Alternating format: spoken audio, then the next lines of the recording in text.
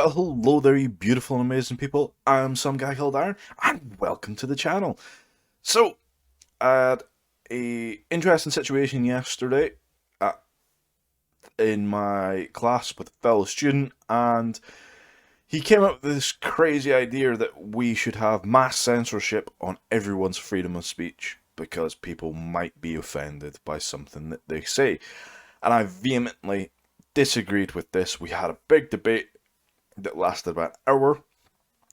We stopped the class and it just went on and on. And by the end of it, we were at the stage where the entire class, including this moron and the lecturer, all agreed we need freedom of speech to communicate good, bad ideas, find better ideas, and push forward, innovate, and make a better, healthy society. So, I think this was a very, very good opportunity to talk about something extremely interesting that has happened in Britain. And for those that are non-British, hopefully this will educate you on why we need freedom of speech. So before we go any further, please like the video and subscribe to the channel. I'm really going to start pushing this now. So I want to try and get to that big old 100, and then I'm going to get to that 1000. So I will be pushing and pushing and pushing. So please subscribe, please like the video, and please ring that little bell. It is very, very much appreciated. So thank you for doing that. So anyway, here we are.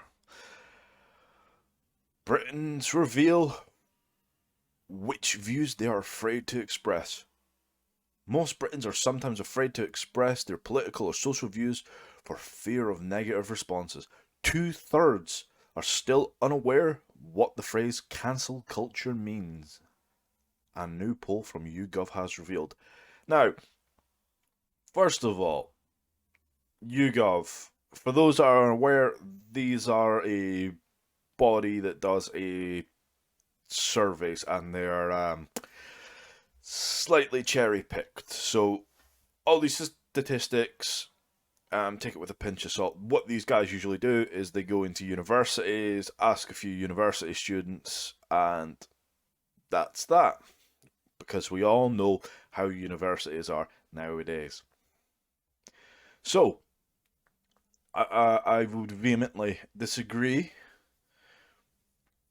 with the 2/3 that they are still unaware of the phrase cancel culture. Because you cannot say something nowadays without someone throwing a hissy fit. That is a fact. Someone will be offended. So, I vehemently disagree with that. I would say that the 2/3 are extremely high, and I would go way lower than that. But anyway, over half, 57% of the surveys, 1,677 adults respondents said that there are at least sometimes that they have stopped themselves from expressing their political or social views for fear of judgment or negative responses from others. Wow. Only 27% claimed that they have always expressed their views. Now, I think I would agree with that. Only 27% have expressed that. I mean, I would say that this is a bit low. I would say that's very, very low. I would add another 10 or 20% on that at least. At least. But yeah, they are going to universities and stuff and asking those people. So I would disagree, but here we are. People are afraid. So if we go with this statistic, 57% of people are afraid to share their views because they might get cancelled. They might get harassed. They might get bullied. They might get assaulted. They might get their businesses, their jobs. They might lose everything because they have a slightly different opinion.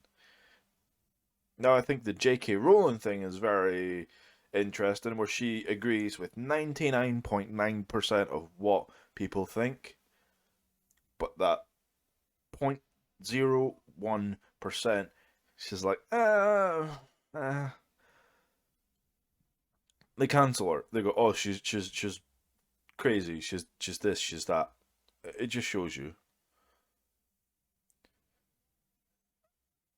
But people shouldn't be afraid of what they should want to talk about. Good debate is a good thing. Now, where I study, most people don't know how to debate. They don't know how to have a conversation. They just sit on this thing and don't look up. Their attention spans are crazy, but they don't have good discussion. Now, I'm one of the older people in the class, and I like to have good discussion.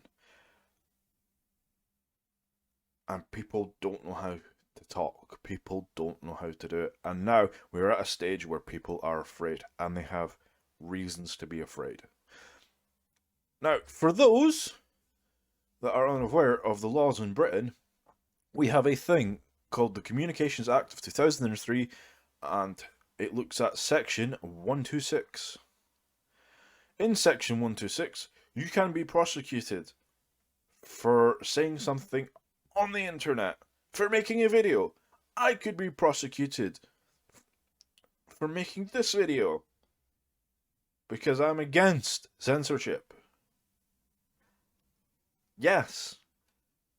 Section 126. Thank you, Tony Blair. Twat. But we should get rid of this. Now, those that are unaware of what Section 126 is, anything that you say on the internet can and will be used against you. If you disagree with someone, in their opinion, you can be prosecuted under Section 126. Now, it is sort of like that.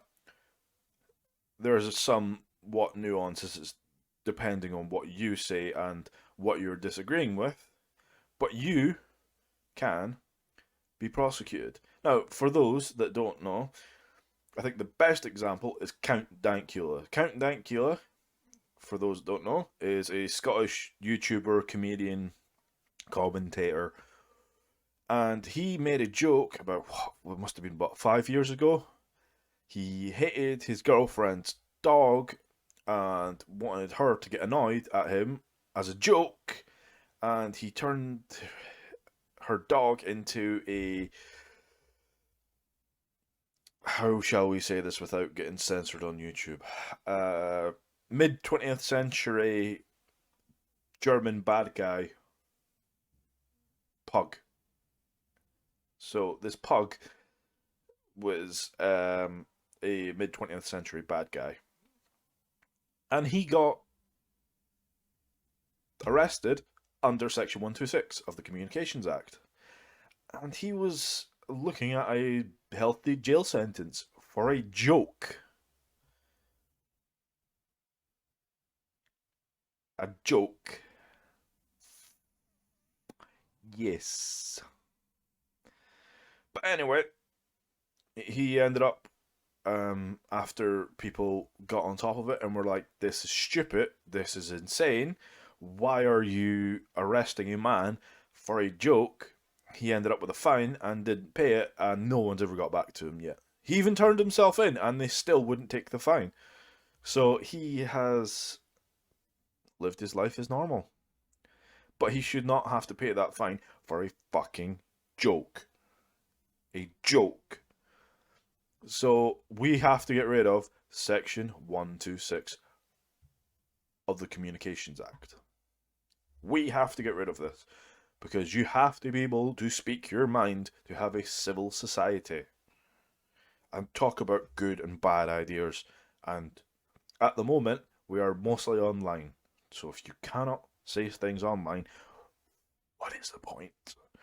What is the point? But there are 4 countries in Britain.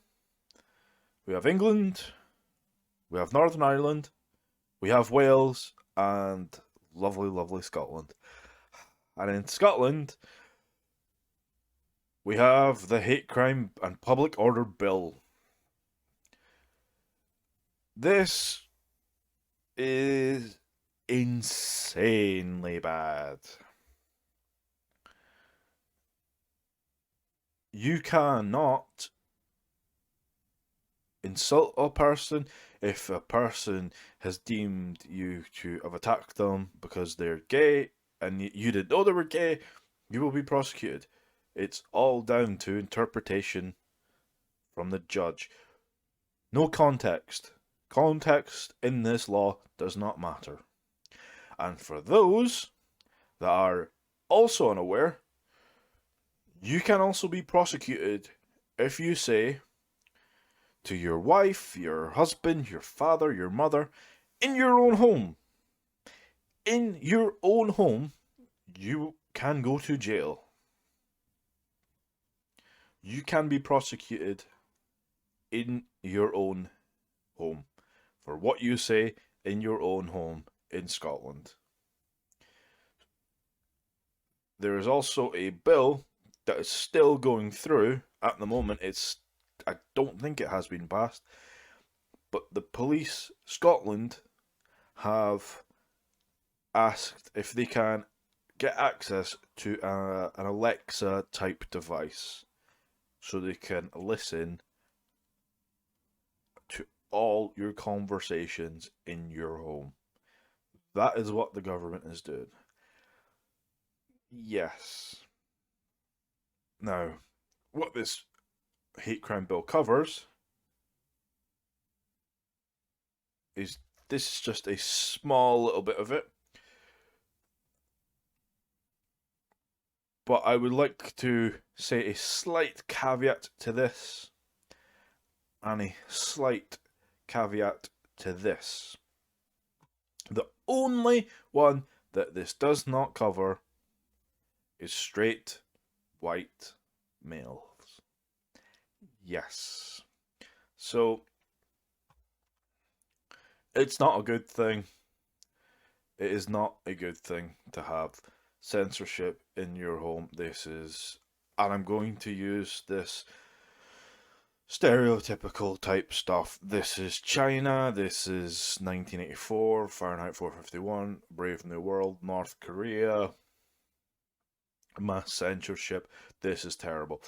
Yep, all of the above. Tick, tick, tick, tick. Yep.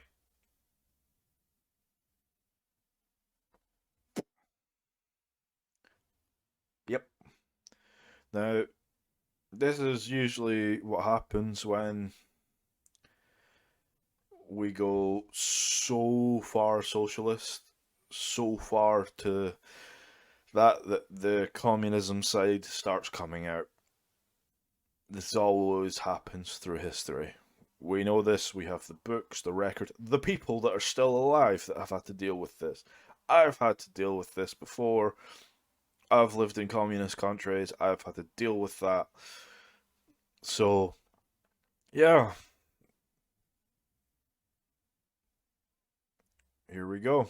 We're still going that way, and we're still going to the socialism.